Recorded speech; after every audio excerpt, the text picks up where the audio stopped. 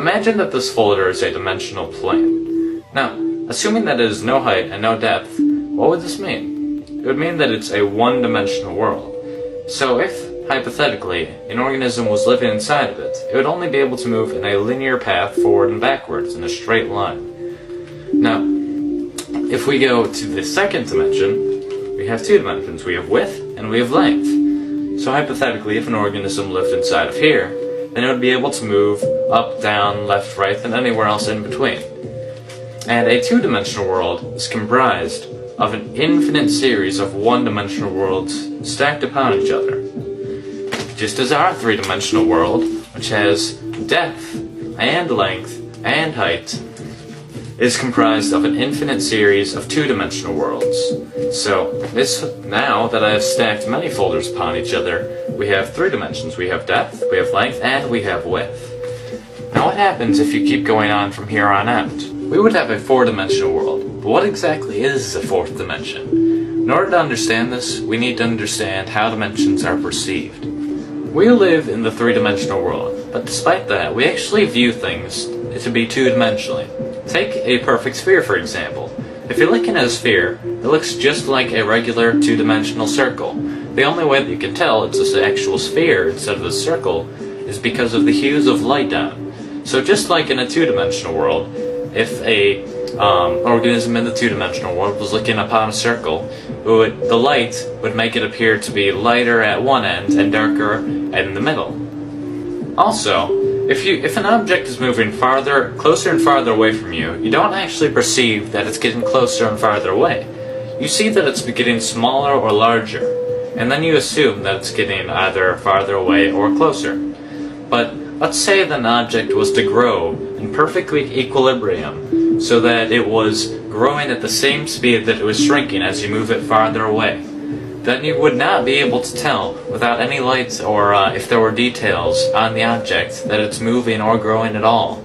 You may have assumed that since we perceive things to be in two dimensions, that a two-dimensional organism would see in one dimension. So, as we're watching this rubber band expand as it moves farther away from this little organism in the two-dimensional world, it does not actually perceive anything is happening to it because it's growing at the same speed that it's moving farther away. But since we can actually see it from the three-dimensional world and perceive things to be in two dimensions, we can see things for how they actually are. The reason that the two-dimensional organism doesn't see things the way they really are is because the two-dimensional organism sees things in one dimension, just how we, three-dimensional creatures, see things in two dimensions. So in a way, we don't really see our world the way it truly is. A four-dimensional creature, however, seeing our three-dimensional world in three dimensions, would be able to see through things, would be able to see absolutely everything, just as we could see if there was several organisms spread along a 2D environment on your floor. You would be able to see inside houses, you would be able to see inside of people. So if a two-dimensional world, a flat surface, is just made of an infinite amount of lines, then the 3D world is just made out of an infinite amount of planes. So the 4D world, logically, is made out of an infinite amount of 3D objects. Though they're not just put together like you would like building blocks. That's not how the 4D world is. That would just be 3D again. So in order to understand this, we need to understand the logical progression of mathematics in our world. Imagine that this connects piece represents the first dimension. It's simply a straight line, which is basically what the first dimension looks like.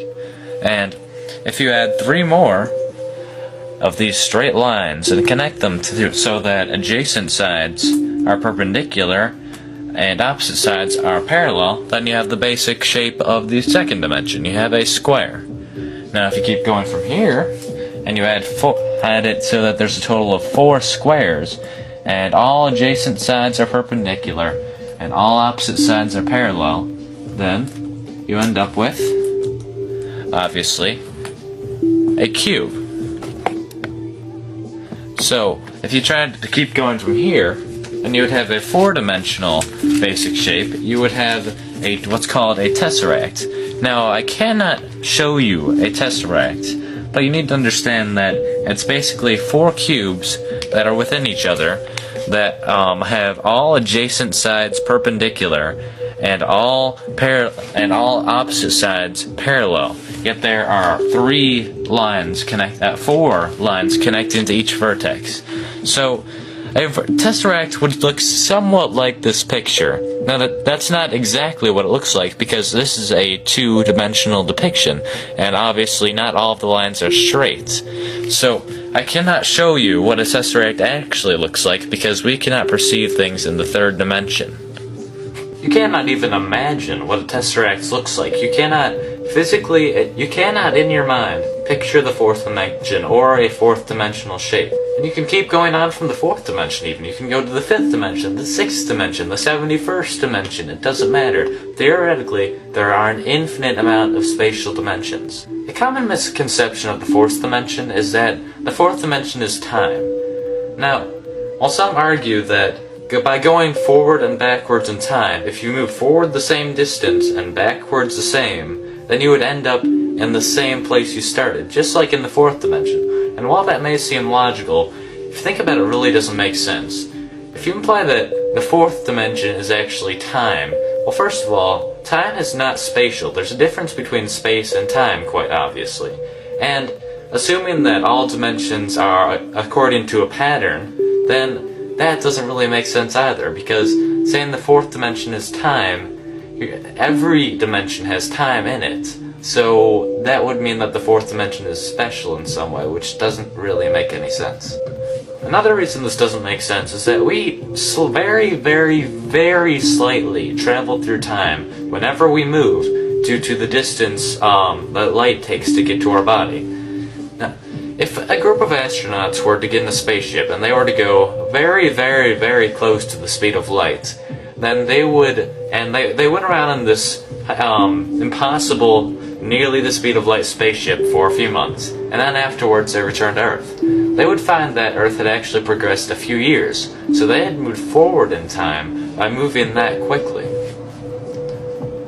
Another interesting concept involving the 4th dimension is that many physicists and even mathematicians may say that the dimensions are very, very slightly curved, because if you really think about it, nothing can be truly, absolutely infinite.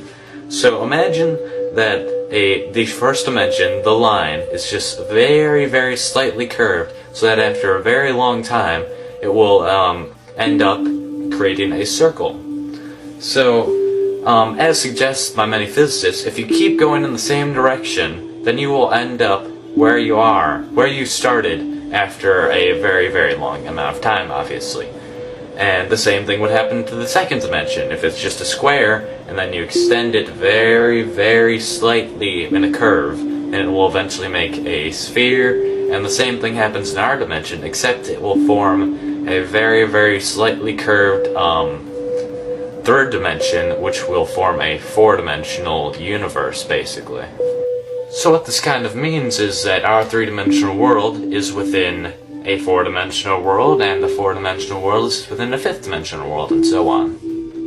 Now, I did say that nothing can be truly infinite, but if this is true, and a dimension is really within another dimension, within another dimension, within another dimension, then I'm implying that there's an infinite amount of dimensions, which is the only problem I really have with this theory. I'm not sure if it ever stops, or if infinity is really even possible. We don't know that.